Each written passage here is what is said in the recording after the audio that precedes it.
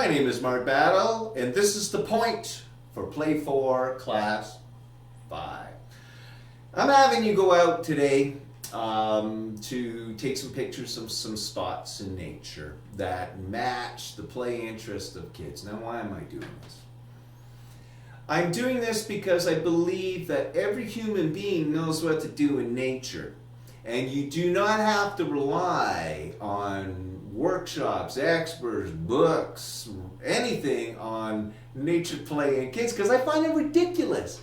I find it ridiculous that there are books out there that tell you how to take a kid into nature. Well, I come from the old school of taking kids into nature in which you teach less and share more. That's Joseph Cornell. He wrote the greatest book on nature play for kids. Teach less, share more. What does that mean? It means take your kids out into nature and shut your mouth. Pay attention to what the kids are interested in and respond that way. That will give you a massive amount of ideas to do out there. It will also give you a lot of support about what you're doing is right with kids. Can I also just add one more thing?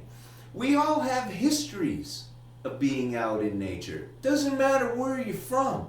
We are blessed to be in a classroom where we have people from all parts of the world.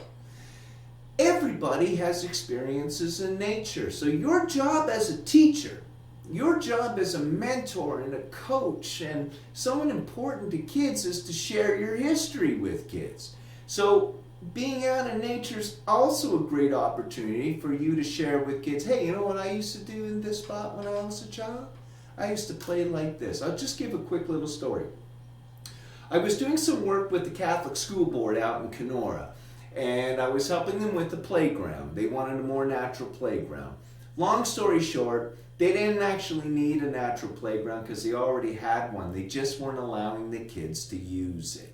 So we worked through ways of getting the kids and the teachers out into that natural area that was already on the grounds of the school and letting them use it. Now the most beautiful thing happened. The kindergarten teacher who I was there with, Carrie Fabrel, who is incredible, one of my most favorite educators in the world. When she took the kids back there and the kids started to play, she said, you know, when I was a little child, I used to play here. And I used to play house. That big ridge there with all the rocks was my oven, my kitchen, my dining room table, all that stuff. As soon as she said that, a whole bunch of kids ran up into that area. And guess what they did? They started to play kitchen, house, making stuff. And she had a little tear. And I asked her, what's up? And she said, this is just so emotional for me to see kids playing the way I used to play in that natural area.